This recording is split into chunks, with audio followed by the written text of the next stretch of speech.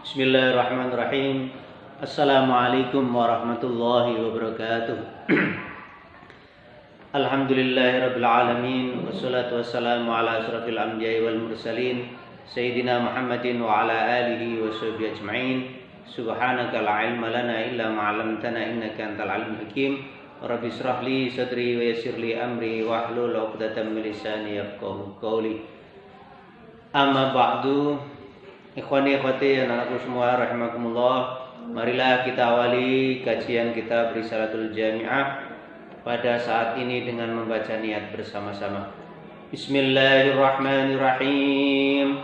Nawaitu ta'alluma wa ta'lim wa tadhakkura wa tadhkir wa naf'a wal intifa' wal ifadata wal istifada wal hatha ala tamassuki bi kitabillah wa sunnati rasulih sallallahu alaihi wasallam wa ad-du'a ila al-huda wa ad-dalalata ala al-khair ibtigha'a wajhillahi ta'ala wa mardatihi wa qurbihi wa thawabihi subhanahu wa ta'ala ala hadiniyah wa ala kulli niyatin salihah nawaina kana salafuna salihun fi adunna sab'a al-fatihah. A'udzu billahi minasyaitonir rajim. Bismillahirrahmanirrahim. Alhamdulillahi rabbil alamin arrahmanir rahim maliki yaumiddin iyyaka na'budu wa iyyaka nasta'in ihdinas siratal mustaqim siratal ladzina an'amta 'alaihim ghairil maghdubi 'alaihim waladdallin amin.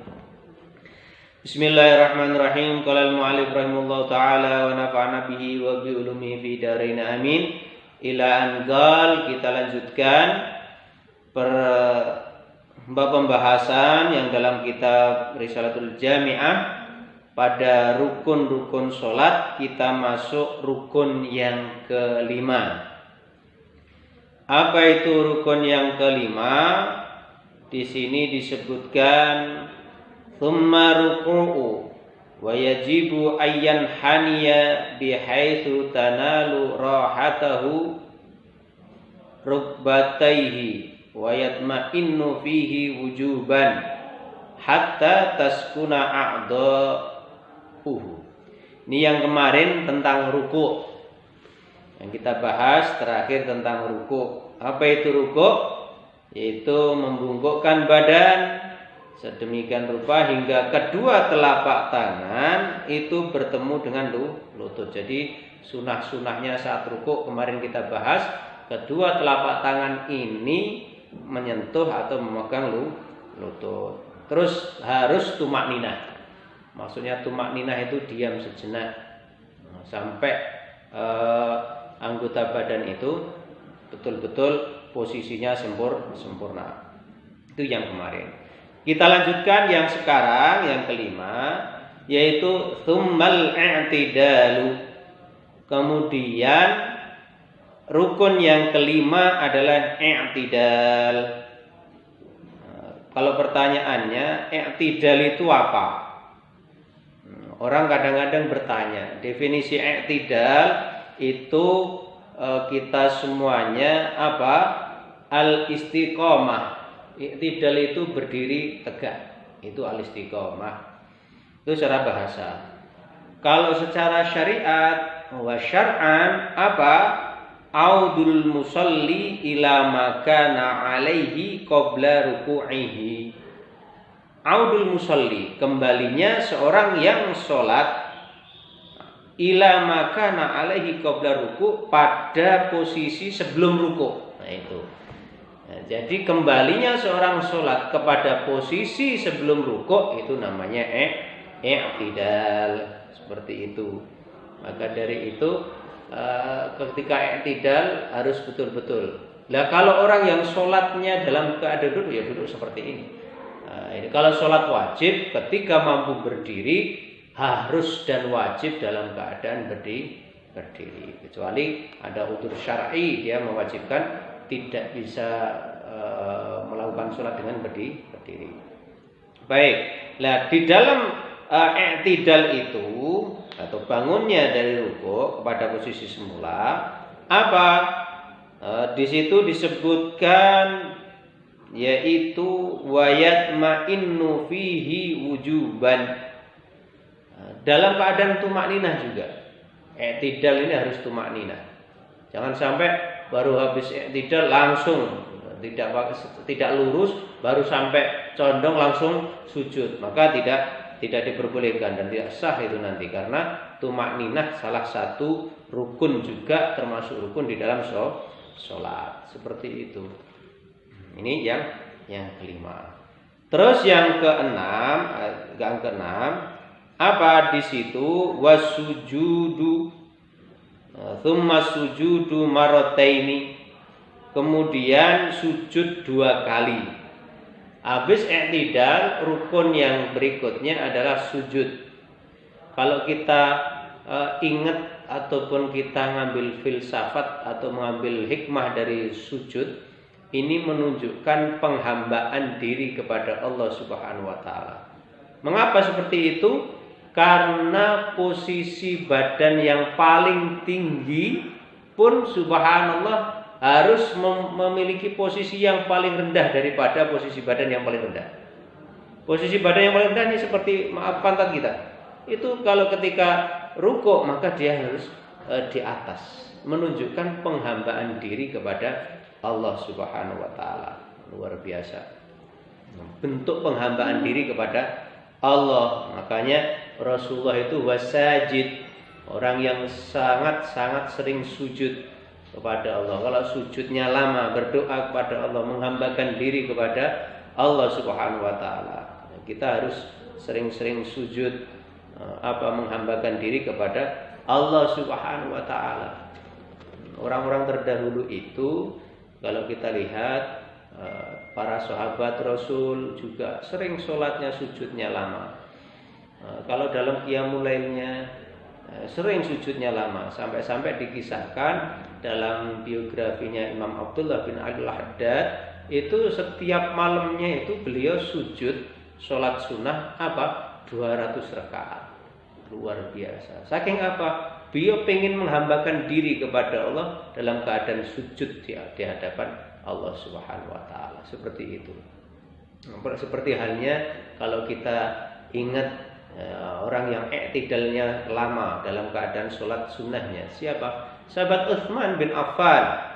Sahabat Utsman bin Affan radhiyallahu anhu itu beliau dalam keadaan i'tidal ataupun dalam keadaan satu rakaat membaca surat setelah Al-Fatihah itu sampai khatam satu khataman, khatam Al-Qur'an. Nah, di situ menunjukkan kita hidup ini memang harus betul-betul menghambakan diri kepada Allah. Baik, itu berkaitan dengan sujud.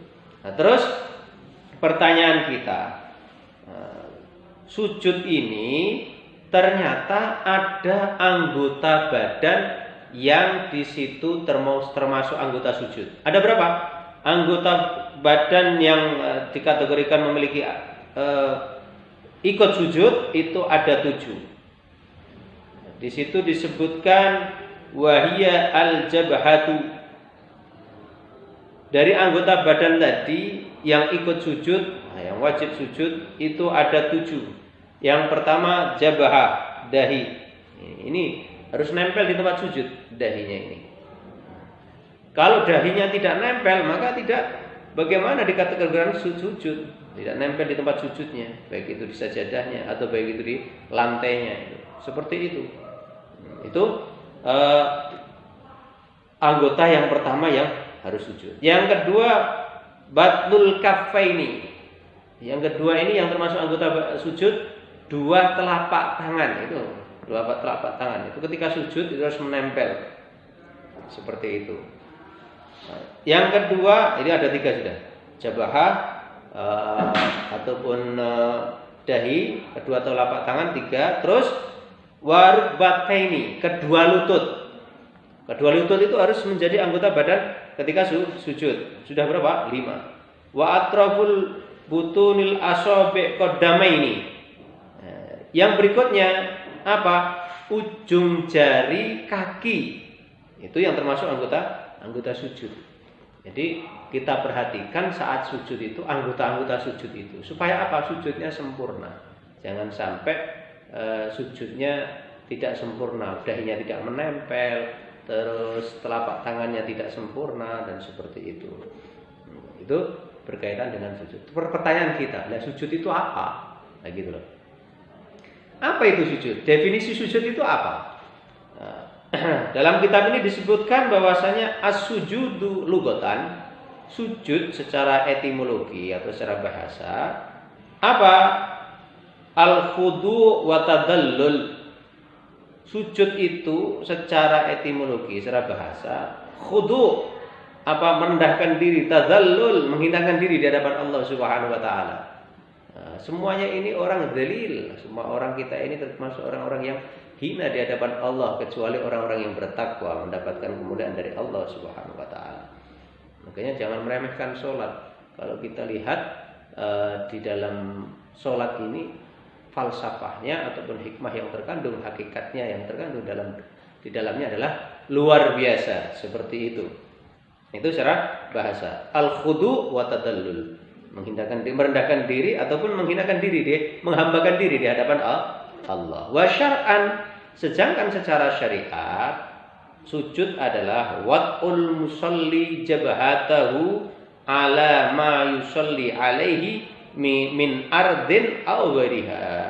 Apa? Wat'ul musalli, seorang yang sholat meletakkan jabhatahu, jidatnya, ala ma yusalli alaihi, di atas sesuatu yang dibuat untuk sholat, min ardin, baik itu yang dibuat sholat nempel langsung ke tanah, aw ghairiha, atau selain tanah, mungkin tanahnya di atas ada lantainya dikasih karpet atau dikasih sajadah, maka meletakkan jabhah ataupun meletakkan jidatnya ke atas itu adalah definisi sujud.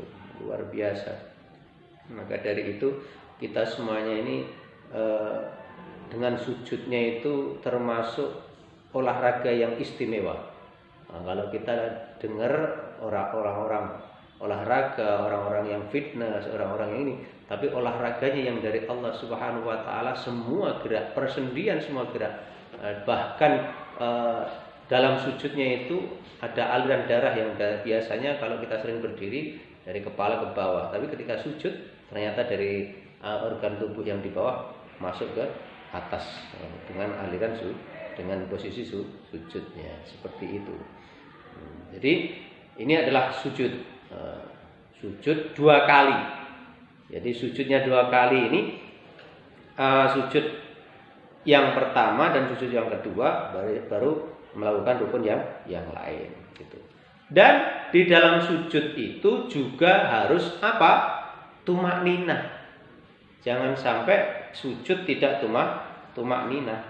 Kalau sujud tumakninah bahaya. Nanti sujudnya tidak sempurna. Yang berikutnya itu adalah sujud. Yang berikutnya adalah wal julusu baina sajadataini wa yatma'innu wujuban bil gul. Yang ketujuh adalah duduk di antara 2 sujud. Dalam duduk di antara sujud itu dengan sujud tadi harus tumakninah. Nah, ada beberapa hal dan ada istilah yang diwajibkan tumakninah. Apa itu? Yaitu ketika rukuk, i'tidal dan sujud. Dan juga duduk di antara 2 sujud. Yang berikutnya adalah tasyahudul awal. Tasyahud awal ini juga termasuk rukun dalam sholat. Namun tasyahud awal ini hukumnya sunnah. Tasyahud itu kenapa dinamakan tasyahud? Kenapa dinamakan tasyahud? Ada tasyahud awal dan tasyahud akhir. Tasyahud awal ini ataupun tasyahud ini dinamakan tasyahud, sumya tasyahudan, dinamakan tasyahud li'anna fihi syahadatain, karena dalam rukun tasyahud itu membaca 2 kalimat syahadat. Seperti itu. Min babi tasmiyatil kul bi ismil ba'. Luar biasa. Salah satu bukti bahwasanya Allah Subhanahu wa taala itu memberikan hikmah-hikmah yang terkandung di dalam sholat. Kemudian yang kesembilan adalah tasyahud akhir. Wa tasyahudul akhir wa julusu fi. Dan dalam tasyahud akhir dalam keadaan duduk fardun, wajib itu dalam tasyahud akhir duduk. Wassalatu ala nabi sallallahu alaihi wasallam ba'da tasyahudil akhir fardun. Dan membaca sholawat serta salam setelah tasyahud sebelum salam adalah wajib. Terus yang berikutnya wassalamu minas sholati fardun, dan mengucap salam itu adalah rukun yang terakhir. Nah, kalau kita tanya paling minimnya salam berapa? Bagaimana paling minimnya salam? Aqallu salami assalamu alaikum. Minimalnya salam atau ringkasnya salam assalamu alaikum. Namun afdolnya wa akmalulha ataupun wa akmalus salam apa? Wa akmaluhus salam assalamu alaikum warahmatullah. Wa salamul awal fardun wa salamul tsani sunnatun. Jadi kita mengucap salam minimalnya assalamualaikum, afdolnya assalamualaikum warahmatullah. Lah pakai wabarakatuh tidak. Menurut pendapat ulama yang muktamad tidak pakai wabarakatuh. Jadi afdolnya dalam pendapat Imam Syafi'i ini hanya sampai assalamualaikum warahmatullah. Namun di dalam sholat jenazah memakai assalamualaikum warahmatullahi wabarakatuh. Itu adalah salam. Luar biasa. Mudah-mudahan ini dari rukun-rukun ini nanti kita bisa melaksanakan sholatnya dengan sempurna. Mudah-mudahan Allah Subhanahu wa taala memberikan ilmu kita yang bermanfaat di dini wa dunia wal akhirah. Jangan sampai sholatnya jangan sampai ditinggalkan, jangan sampai meninggalkan sholat. As-sholatu imaduddin. Sholat ini adalah tiang agama. Ketika orang sudah meninggalkan sholat, maka secara tidak langsung dia sudah merobohkan agamanya. Mudah-mudahan bermanfaat. Kita semuanya tetap istiqomah sholat tepat waktu berjamaah, mendapatkan pahala di dunia wal akhirah, mendapatkan ilmu yang bermanfaat. Mudah-mudahan kita semua yang panjang umur, mendapatkan berkahnya di bulan Rajab, Sya'ban ini, dan sampai usia kita di bulan Ramadan dalam keadaan sehat walafiat, iman wa ihtisaban. Kurang lebihnya mohon maaf. Kita akhiri subhanakallahumma wa bihamdika asyhadu an la ilaha illa anta astaghfiruka wa atubu ilaik. Assalamualaikum warahmatullahi wabarakatuh.